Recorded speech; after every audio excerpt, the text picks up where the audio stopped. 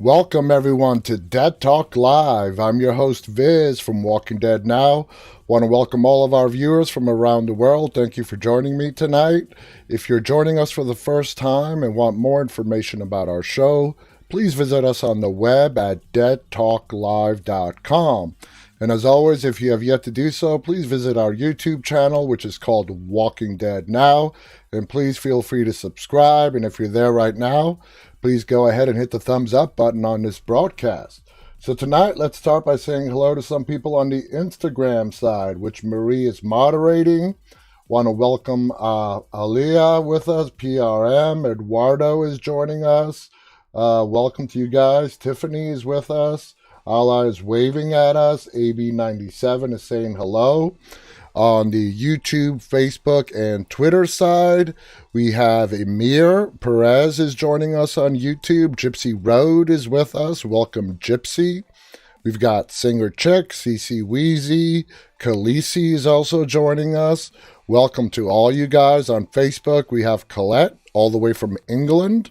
We have Grace. We also have Saz, who's moderating those three chats. Let's see. We also have Summer, who's also with us on Facebook. So, welcome to everybody who's joining us. Just a reminder that this coming Monday, November 9th, we are going to have special guest Peter Jacobson, who plays Rabbi Jacob on Fear the Walking Dead. And the very next day, Tuesday, November 10th, we are going to have Zoe Coletti, who plays Dakota, Virginia's sister, on Fear the Walking Dead.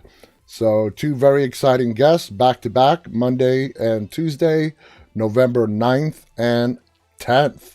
So we have a lot of headlines today that made it out. And let's start with the first one, which is The Walking Dead director Greg Nicotero will not return for the bonus episodes, the 6 bonus episodes. And primarily why is because he's in the middle of filming Creepshow. And that is keeping him very, very busy. When he was a guest on our show a couple of weeks back, he came back from a full day of shooting Creepshow and was nice enough to be a guest on our show. Let's go ahead and read what this says. The filmmaker, who worked on a string of episodes for the show, including the long-awaited finale, A Certain Doom, has confirmed the extra episodes will go ahead without him. Nicotero, who remains an executive producer on the show, explained why he had to give priority to another project in the next few months. Speaking of his work on Season 2 of Creepshow, had to come first. He told Rotten Tomatoes originally Angela Kang had called and asked me if I wanted to, and unfortunately because of when the pandemic hit and everything shut down, Creepshow was set to start shooting and we had prepped the first 2 episodes. He added, I think in my head originally I was like, well, I can shoot Creepshow and then run over to do The Walking Dead. And then I thought that's insane. I would literally die. Until January, I'm all the way up to my eyeballs in Creepshow. So it does suck that we're not going to get any Greg Nicotero episodes on any of those bonus episodes that we're getting in early 2021. But there are so many other, many great people that are part of The Walking Dead. And we're getting Greg back in season 11. And I totally understand with the pandemic going on and how it screwed up the timing of both the shows. And he's in the middle of filming Creepshow, which is a great show, by the way. Reviewing A Certain Doom earlier this year, NME wrote, when those half-dozen additional episodes are out of the way, we really will be on the final stretch. And we might just look back at A Certain Doom as the episode when the end really began for The Walking Dead. So there you guys have it. Let me see who else has come in. Eng is with us from Baghdad on Facebook. Jason Byrne is with us. Welcome, Jason. Just looking for any new faces. Colette writes, love Creepshow. Gypsy Road writes, I need to watch it. It's great. Creepshow is a series of short stories contained within each episode. We are talking maybe 15, 20 minutes per story. There's usually 2 or 3 stories in an episode, and they're just these completely different. It's an anthology type show within a show, where inside a single episode you may get 2 to 3 different little mini episodes in itself. And that's one of the things that makes Creepshow so amazing. The original Creepshow was way back in the 80s, and I think it was great for Greg to revive it and bring it back to AMC. So let's see what else. Next on the list is Who Killed Cameron on Fear the Walking Dead. For me, that's not a big mystery. For me, the person that killed Cameron, or had him killed, which makes them ultimately responsible, it's Virginia. But let's go ahead and see what they say.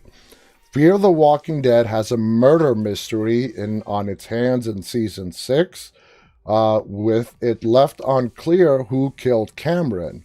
In Fear the Walking Dead season 6, episode 4, which was called The Key, a member of the Pioneers was killed, and the real culprit apparently got away with it. In the end, an innocent person who happened to be a member of Morgan's group took the blame and was executed. I didn't realize that Cameron was a member of Morgan's group that got brought into the Pioneers. That I did not know. Fear the Walking Dead Season 6, Episode 4 centers on John Dory, of course played by Garrett Dillahunt, and his new life as a ranger stationed at Lawton, the main encampment of the Pioneers. Shortly after pointing out that no major incidents had occurred recently, John found himself on the hunt for a murderer. One night, a pioneer named Cameron was found dead near his fence, where zombies had grabbed him from the other side. It was originally believed that he had become intoxicated and as a result was easily overtaken by the zombies. However, John found a diamond earring near the body and theorized that Cameron had been pushed. Again, all points back to Virginia, even though it has not been confirmed. Does anybody out there really doubt that Virginia did that? Despite pushback from Virginia, played by Colby Minifie, who at first considered his death to be an accident, John relentlessly investigated the case and discovered a romantic relationship between Cameron and Janice, a member of Morgan's group who joined up in the second half of Fear the Walking Dead Season 5. And that's just even further proof on how manipulative Virginia is.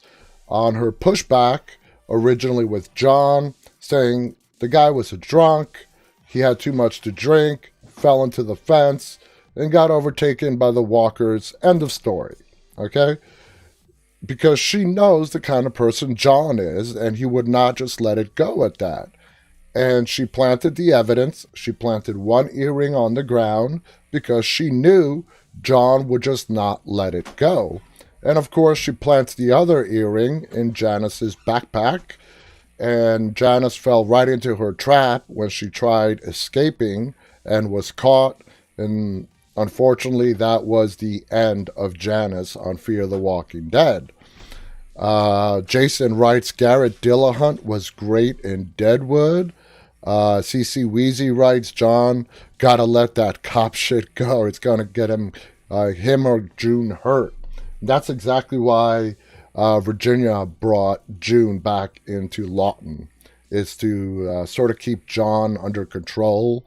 It was a message that John received loud and clear from Virginia. If you keep sticking your nose where it doesn't belong, look who I have here with you now. You have a lot more to lose. It's not yours. It's not just your safety that's at stake. It's your wife's safety as well. Singer Chick writes, Garrett is probably my favorite on Fear the Walking Dead, besides Lenny. Garrett Dillahunt is amazing. It was said that Janice and Cameron were going to run away together. John also found out that Cameron's throat was slit. Later, Janice gave an obviously coerced confession to the murder. Before John could break her out of jail, she was killed for his alleged crime. To the pioneers, the mystery has been solved, but it was made abundantly clear that Janice lied, knowing that John was going to get himself killed by trying to help her. This means, of course, that Janice did not kill Cameron. So who did? Here are the characters who could have killed him. Okay, let's see who they name, but for me, there's only one person. But anyway, number one on their list is Dakota. You know, could Dakota be playing the secret double agent for Virginia? I am not clear as to what Dakota's intentions are on Fear, and I think it would be a great plot twist so far from what we've seen from Virginia's sister, Dakota, to where the episodes that we have seen her in so far, she seems to be against her sister and wanting to help out the good people that are trapped inside Virginia's settlement. But what if she is just as manipulative as her sister is?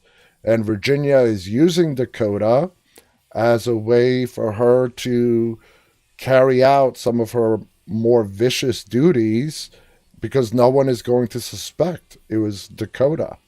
Now, that would be a great plot twist. We just have to wait and find out. So, what it goes on to say about Dakota, one character who may have killed Cameron is Dakota, played, of course, by Zoe Colletti, who's going to be our guest here on Tuesday. Virginia's younger sister, introduced in Fear the Walking Dead Season 6, Episode 2.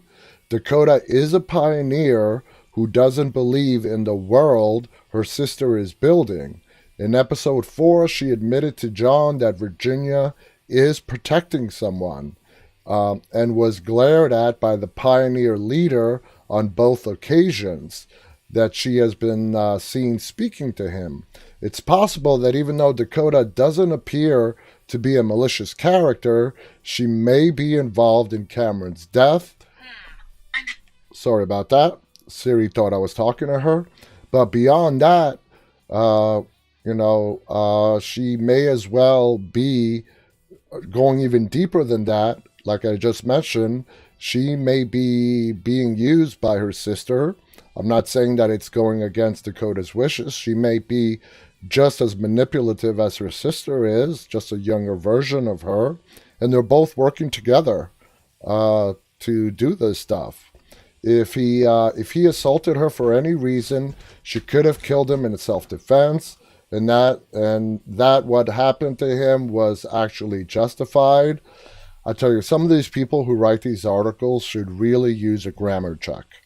If Virginia knew about it, she could have covered it up and then framed Janice when it was discovered that Cameron's death was no accident.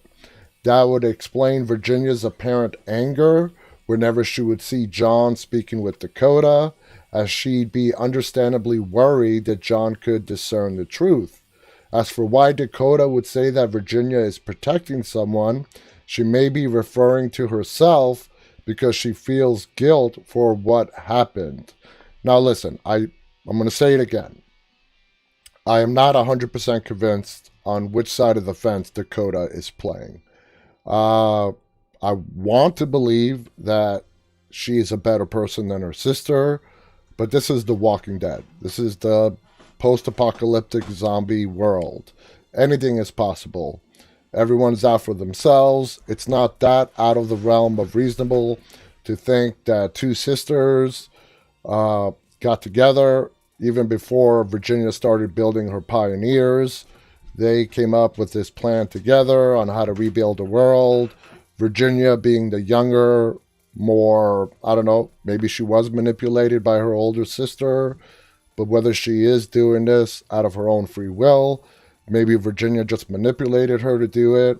It could very easily go that way. I would not be surprised. That would be an excellent plot twist. I'm hoping that Dakota is legitimate, and we're going to find out more information.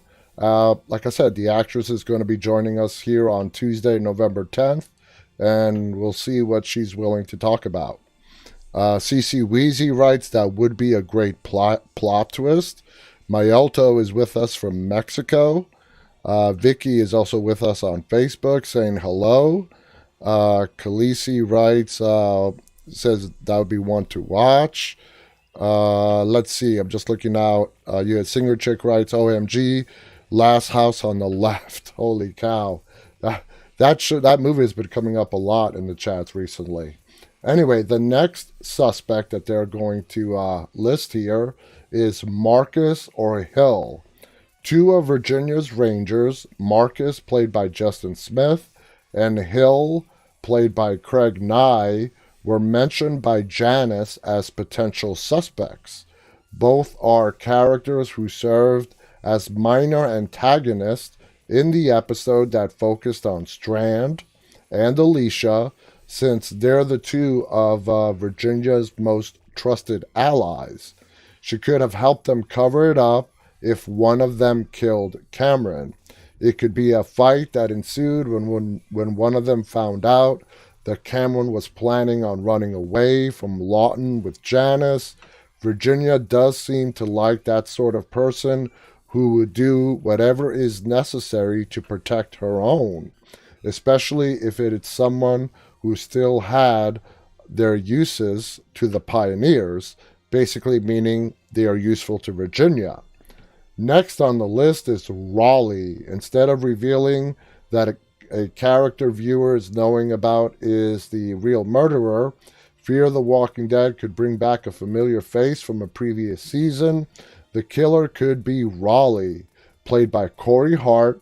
Raleigh confirmed to return in Season 6 via official photos from AMC, was a pioneer the group encountered in Season 5. He was working for Logan when he crossed paths with Dwight. After a fight, Dwight had an opportunity to kill him, but after remembering his life with the Saviors, spared Raleigh's life. So basically, what they're saying is that the only reason Dwight did not kill him is because Dwight does not want to be the person he was when he was living under Negan's rule, when he was back on The Walking Dead. According to Dwight, he was once an a-hole like Raleigh, but his life changed when someone gave him a chance to be a better person. That was Daryl. It was his hope that Raleigh could change as well. However, it may be that Raleigh, unlike Dwight, has no interest in going down the path of redemption. Consequences for this decision could emerge in Fear the Walking Dead Season 6 if it's uncovered that Raleigh killed Cameron and caused Janice's death. Such a revelation could elevate Raleigh to a much more important villainous role in Season 6. Next person on the list, Virginia. Bingo! It does appear that just as Dakota says in The Key, Virginia is making efforts to protect someone, but it's always possible that Virginia played a bigger part in Cameron's death than anyone realizes. I realized it. If it was her original intention may not have been to get rid of Janice, but to eliminate a possible traitor.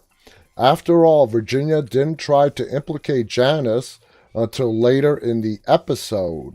And I'll say it again.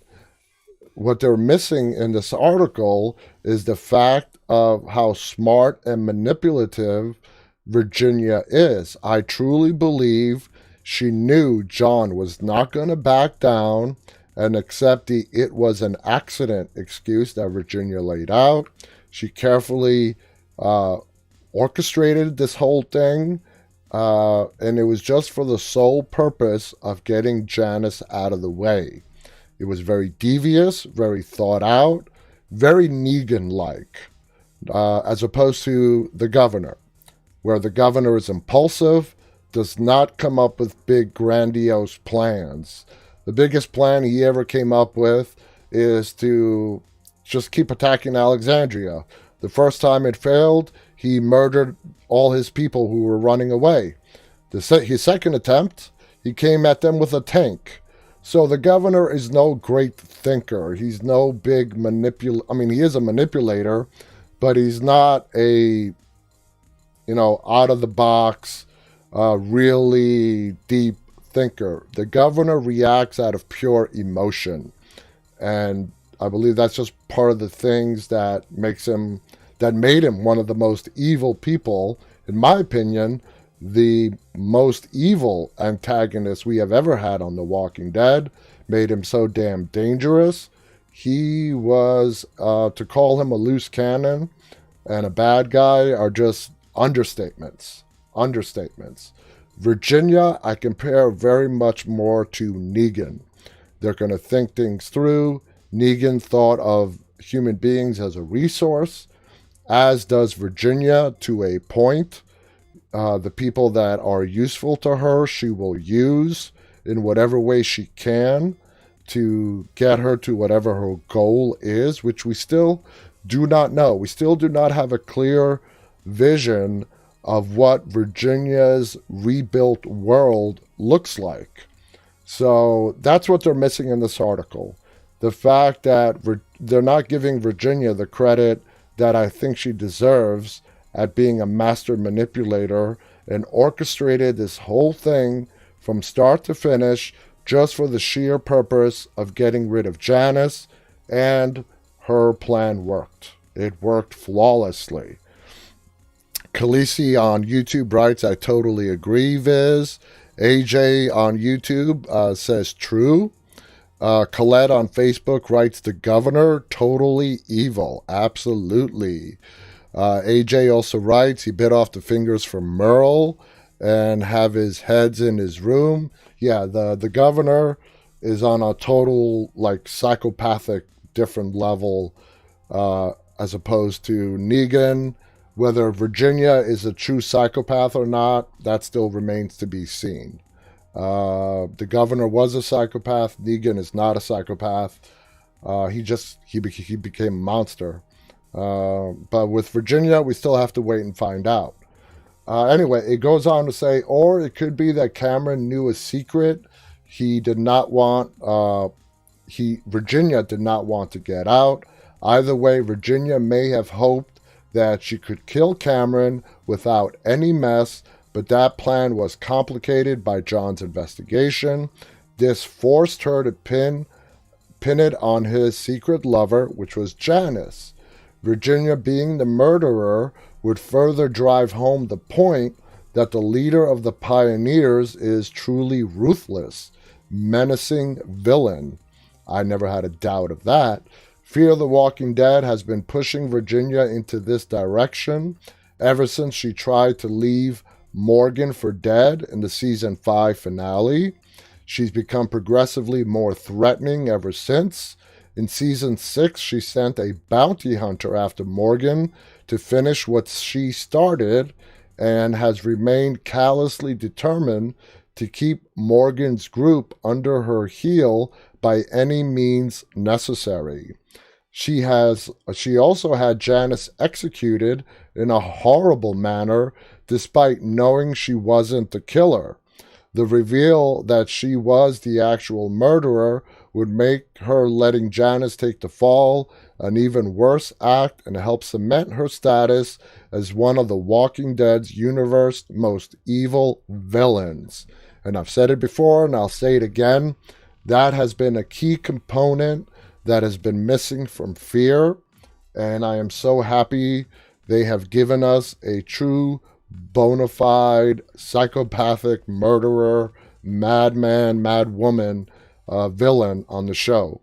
It's fun to watch.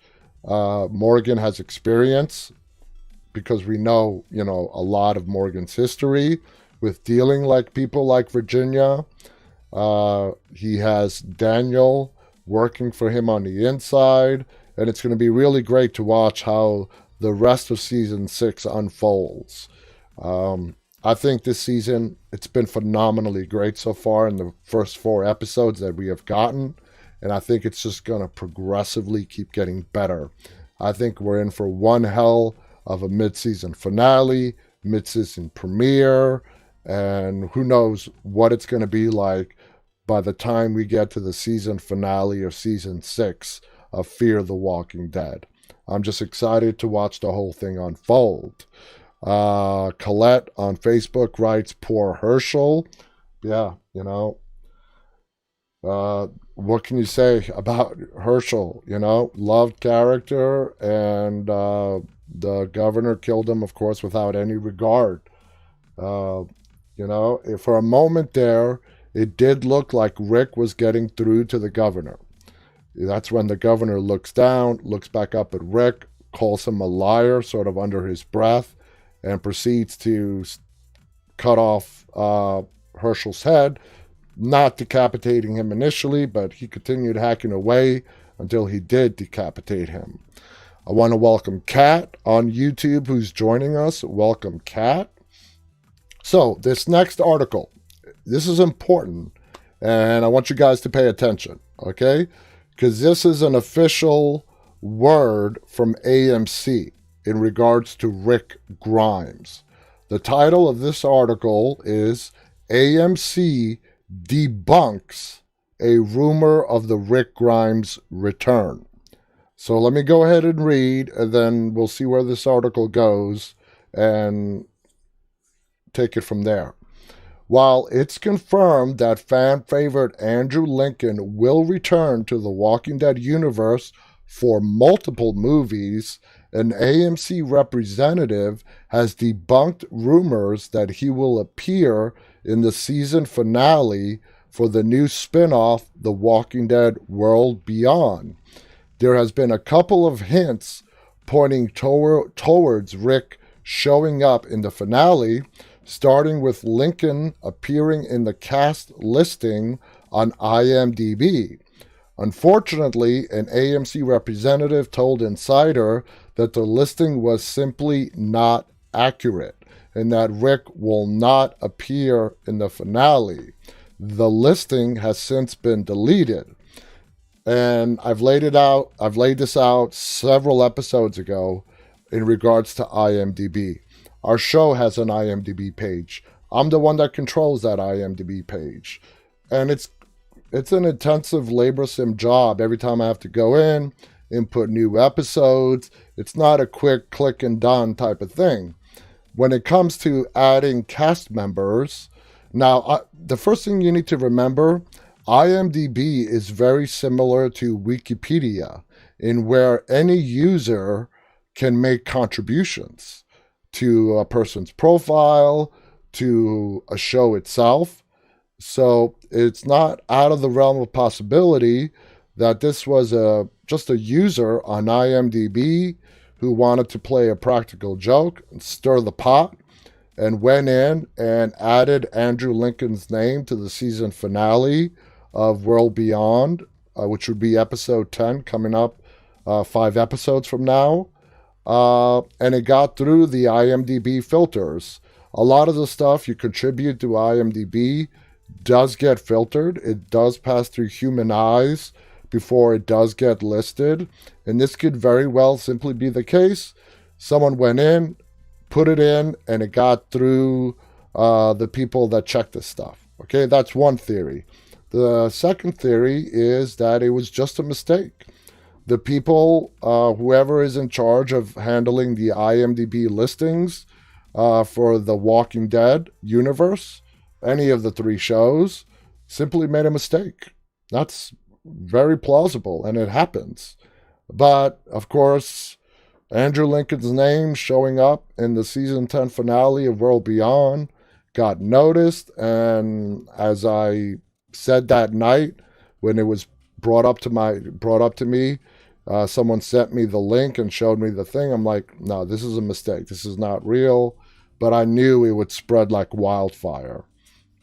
Anyway, it says the listing has since been deleted. IMDb listings can be easily edited, and it's likely that a fan decided to add Lincoln to the list to stir up excitement, and it worked. But That was far from the only place fans were getting the idea that Rick might show up. Even Nicotero, who plays Felix on World Beyond, got in on the fun when a fan asked him on Instagram about his favorite actor to share scenes with, and he answered Andrew Lincoln. Oh, you've done it now, Nico. Then there's the post-credit scene from the fourth episode of World Beyond, which links back to Rick's last appearance of the original show.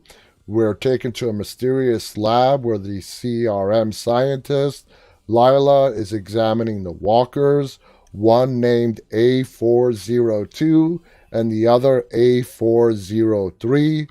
This is similar to the A and B code names Jadis used to get Rick on the Civic Republic helicopter in his final episode in Season 9. And a word of note, I have not watched the newest episode of World Beyond that just became available today on AMC Plus. I am going to watch it over the weekend, but I have been told that there is another post-credit scene after this last episode, this newest one, episode 6. So for you guys that are going to watch it either on AMC Plus or you're going to watch it Sunday night on AMC, don't turn off your TV after as soon as the credits start rolling. There is another post-credit scene, and that was told to me today by one of my team members. I have not officially verified it, but I have no reason not to believe it.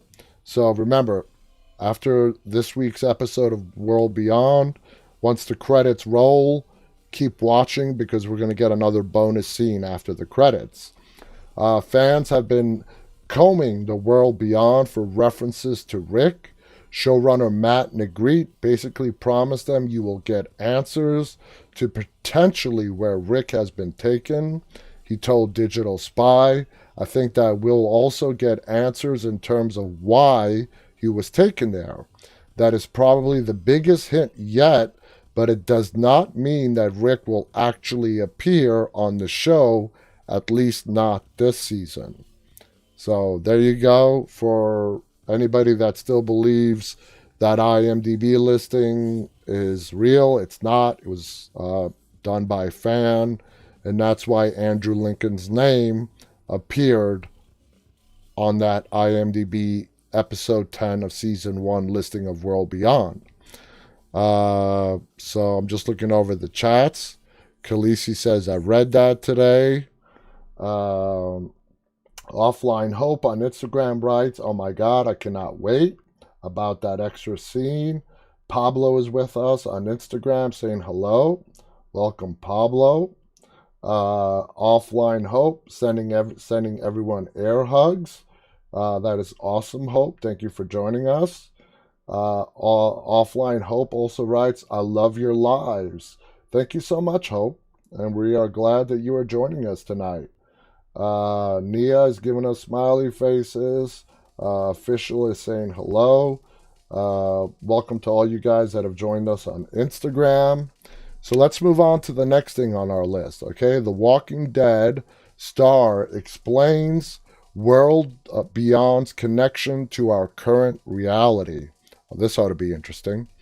With every day that passes, it seems like a comparison build to the post-apocalyptic world of The Walking Dead. And according to The Walking Dead World Beyond star Nicholas Cantu, there are more reasons than expected to draw parallels between their world and ours. While it would be obvious to draw parallels from the virus in the show to the pandemic we're experiencing right now, Cantu said in an exclusive interview, I feel the big reason it works in our world's context is the theme of nature. His attitude seems to reflect that of his character Elton. His parents have passed down the philosophy of the wind always wins. Though humans may have their own obvious effect on the planet, Mother Nature will be the one to bear it out at the end of the day, and in Elton and evidently Nicholas's opinion, That means an apocalypse that has filled the world with zombies to purge the surface of mankind. Us people have been taken from the world for our own gain, says Cantu. While that's important for the progression of humans as a species, our methods of doing so are selfish. He joked, now I'm not saying you're going to turn into a zombie if you don't recycle, but our show poses the question, what if? The show's most recent episode, Madman Across the Water, was significant for Elton. The flashback episode revealed last time he saw his parents. His mother, Amelia, left to go to the university just like any other day and would be later shot and killed by Hope on the day the sky fell. More importantly, the night the sky fell is how I remember them calling it on the show. Elton stayed behind with his father Isaac, and the two were besieged with walkers when the zombie apocalypse hit. Isaac hid his son away from the attackers, losing his life in the process. If you remember, he did not really make it past the front door of his office. He more than probably died trying to protect his son who was in that office. And luckily they never found Elton, who was hidden away in that crate. Though Elton presumably found his way to the haven of the university on his own, it gave him an immense claustrophobia that he still has to this day. The spotlight stayed on Elton in the present as he began to express doubts about the teenager's mission. When a stubborn storm threatens the group's progress to travel across water, his claustrophobia is put to the ultimate test. Luckily, he is able to prevail and save the day, but not before Hope finally makes the connection that it was his mother that she killed on that fateful night. I feel our show gives a look into a world where nature becomes our direct opposition, Cantu said, and seeing how our characters handle it is the main reason I hope people tune in. But if World Beyond is any indicator so far, it's more than nature that the intrepid youngsters will have to contend with as they find their way in the new world. So there you guys have it. CC writes, Huck went off to scout by herself. That never goes well. Sometimes it does, sometimes it doesn't. I always worry when two people go off to scout. If it's one person, they usually come back okay. Two people increases the chances of one of them not coming back alive in the Walking Dead franchise. So, I don't know. I probably feel better that it's her by herself. And don't forget, in the last scene of last week's episode, we got introduced to a new character. We don't know what he's about. Based on the trailer that we saw for next week's episode, Iris convinces the rest of her group to help him find whatever that man is looking for. So let's see how that works out. Is he a good person, or is he leading them into a trap with just the sheer motivation of robbing them blind or even killing them? In this world, you never know. It can break either way. We have no idea. So anyway, man, we are 39 minutes into this broadcast already. Time just flies. Kat writes, LOL, that's true, Viz, except if you team up with Daryl, maybe. That's true. Didn't turn out well for Beth when they were split up with Daryl. She was taken prisoner. Not that it was Daryl's fault. He was fighting off a horde of walkers just so Beth can leave the house. But guess what? She leaves the house and leaves the house and is abducted by Dawn's people. And that's where the whole hospital storyline starts. But granted, if you're going to be with anybody, Daryl Dixon is a good traveling companion. It's a good person to go scouting with. He's a tracker. He knows his way around the woods, mountains, and that's who I'd want to go with.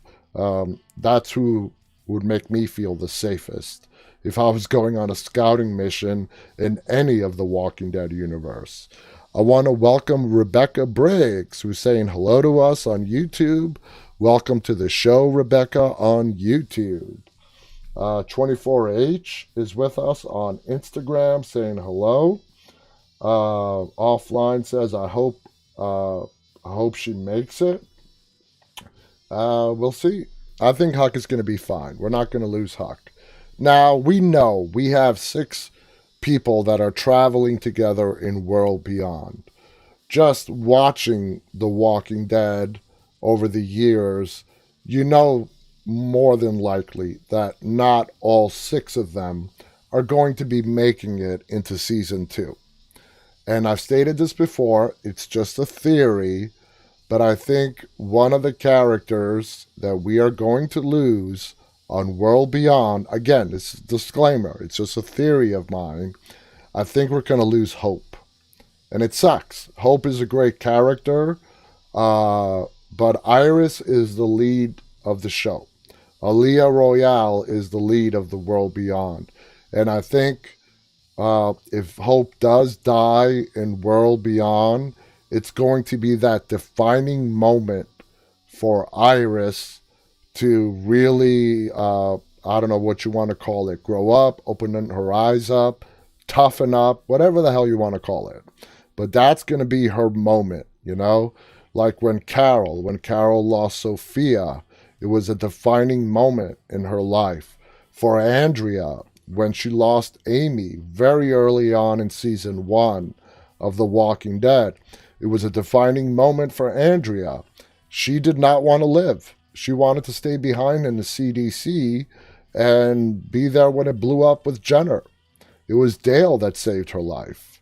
So I think it's going to be that kind of moment for Iris Bennett on World Beyond. That's going to just lead to her evolution. It's going to be one of the biggest building blocks, or you may even want to call it the starting block to her character arc from the Iris that we have known for the first 5 episodes. But that's just my opinion, guys. I hope Alexa Mansour, who plays Hope, makes it into next season. I can almost guarantee you we're going to lose someone from the 6. More than likely more than one. Multiple people are not going to make it into season 2. So my guess right now, my money would be is on Hope. And it sucks, but it's The Walking Dead, and that's how it goes in the post-apocalyptic zombie world. Rebecca on YouTube writes, will Hope and Iris ever actually get to their dad? Remains to be seen. Is Dr. Leo Bennett even alive? That post-credit scene we got after episode 3, I truly believe that that unknown person that was brought in, test subject A403, is Dr. Bennett.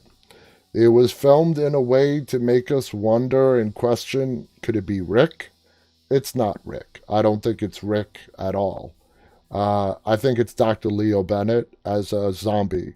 He's dead because all of the, I don't know what you want to call them, test subjects that Lila was working on, they were all dead. They were all walkers. So there's no reason to assume that the next test subject that was brought in was anything other than a walker. And my best guess is that that walker is Dr. Leo Bennett. But we have to wait and find out. Again, my opinion, I don't believe that Dr. Leo Bennett is still alive. I think he's dead. I think he's passed on. And that is just going to fuel the story to World Beyond. Do they get to find out at the end of season 1? There's a high chance of that. There's a high chance of that. Or is it something that they are going to save for the end of the series? Remember, it's only a 2-season series. There is not going to be a season 3 of World Beyond. So maybe it's just something they're saving for sometime in, towards the end of season 2. And of course, as I've said before, World Beyond is the big lead-in to give us much more background information to the Rick Grimes movies that are coming up. So let's see. Kat writes to Rebecca, I feel like I know or you recognize your name. Let's see. Rebecca writes, that's an interesting theory. That's all it is. It's just a theory, but that's my best guess at the moment. So, in the time that we have left today, we are going to be talking about the effect that the Carl Grimes letters have had on various people that he wrote them to. All right? So, the first letter we're going to be covering is the one that Carl wrote to Enid. Carl's quote that Enid carried with her for years to come, and which played the biggest influence on how her character developed, was, just surviving, it isn't living. You live with it by staying who you are, but by not letting bad things change you. Enid lived by these words in Carl's letter. It didn't let the apocalypse take away her humanity. She stayed true to herself, the way that Carl would have wanted her to. And if you guys remember, the exact same words were passed on to Henry some years down the line after that time jump in season 9, when Henry was, hiding Lydia from her mother. Now, the next person we're going to discuss is Carl's letter to Michonne, which she had read off screen in season 8, episode 14. That's one of the letters. Like, we know exactly what he wrote, what Carl wrote to his dad. Michonne read to Negan what Carl wrote to Negan. But the letter that Carl wrote to Michonne is somewhat of a mystery. We don't really know exactly what Carl told Michonne. So, while we didn't get to see or hear the words, we do see a very emotional Michonne look up at Rick, who had just entered the room, and asked if he wanted to read it. Rick, having still not read the letter that his son wrote him, chooses not to read the letter from Michonne either, and instead decides to head out on a supply run.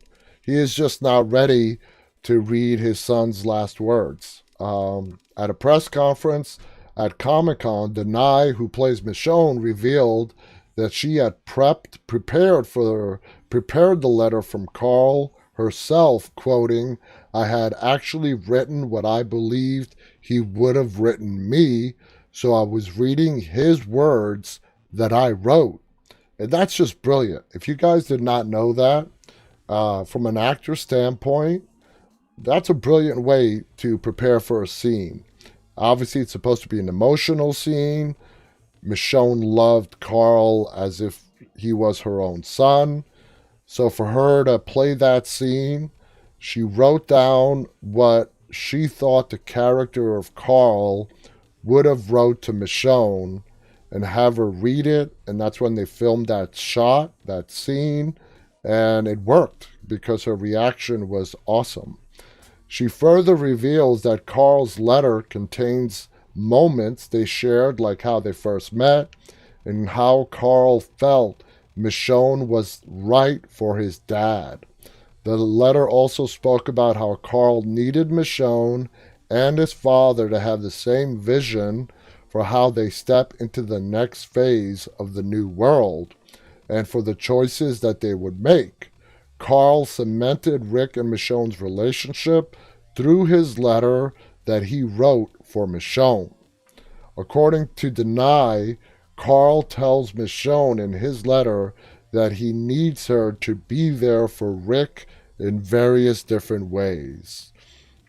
Colette writes, wow, on Facebook. Stone Walker is with us on YouTube and writes, true, but he's probably thinking Negan's dead after all this time. Rebecca agrees with Stone on that one. So the next letter is the one to Negan. This we did get to hear word for word because Michonne If I'm remembering correct, it was Michonne that read it for Negan. Um, and we heard the whole letter, word for word, and it did leave an impact on Negan because we saw his expression. Michonne read it to him through the walkie-talkie, and I can honestly say that Negan was very upset when he found out that Carl had passed away. Of course, at that time, he put all the blame on Rick. Rick could not protect his son, and so on. So Carl wrote a letter to Negan in an attempt to unite the Saviors and the other communities. In order for their groups to come together, he needed his father and Negan to find peace with one another. While his letter did not stop all-out war from happening, or ending, because it was in the middle of happening, you can see the effects it had on Negan when Michonne had read the letter out to him over the radio. In the letter, Carl raised the question of whether this war was what Negan really wanted, or if Negan felt he needed to be the person that he was. While Negan still chose to carry forth with his plans to destroy Rick, the letter does appear to bring out a sense of regret for what he is about to do. It is not until Rick used what was in Carl's letter to get Negan to drop his guard. This is in the finale of season 8. And of course, Rick used that to not put down as a kill, but to win the fight that he was currently having with Negan when he sliced his throat open. And of course, he tells Sadiq to go and save him. You guys all remember that scene.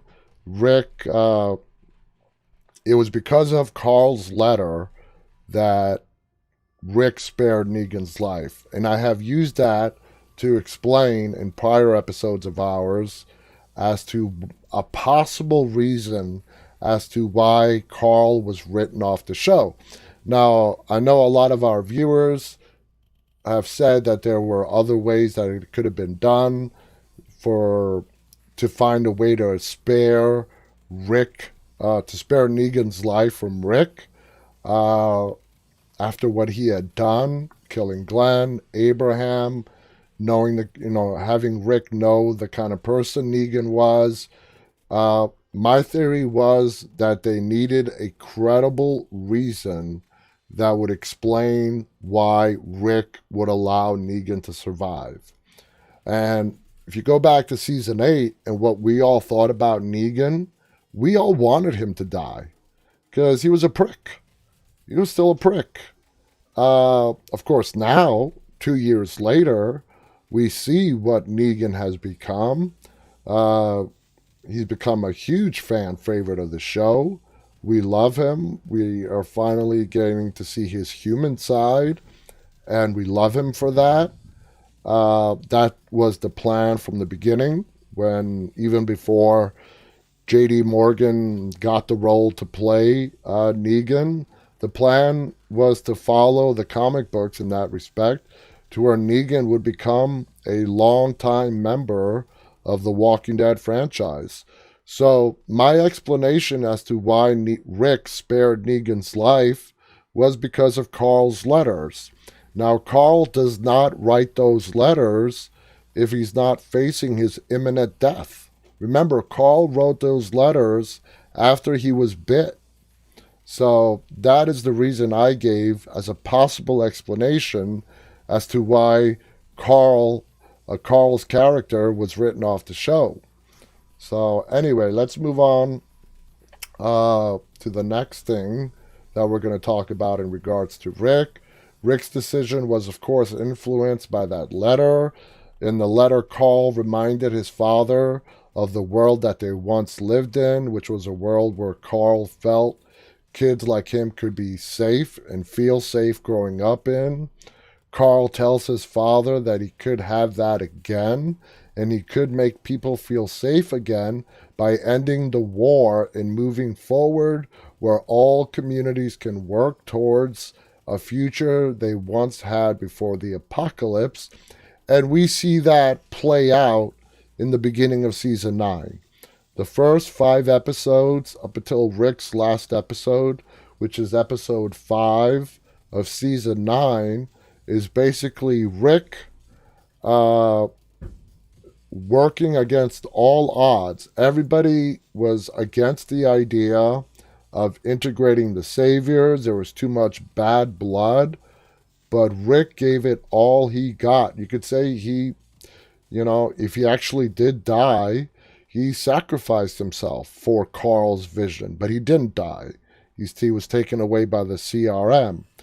But he was still, up until his last breath, trying to save that bridge. That bridge was crucial it was what connected the sanctuary, which was the Savior's home, to the hilltop, to Alexandria. And if that bridge collapsed, as, before Rick ultimately blew it up to stop that horde from making their way to Hilltop, if that bridge was destroyed, the supply route to the sanctuary would be completely cut off.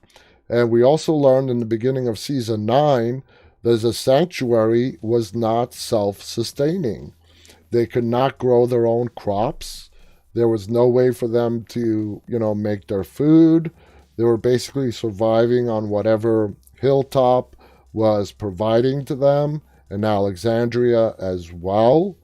So up until his last scene on The Walking Dead, Rick was trying to fulfill Carl's wishes to integrate the saviors while everybody else was against him.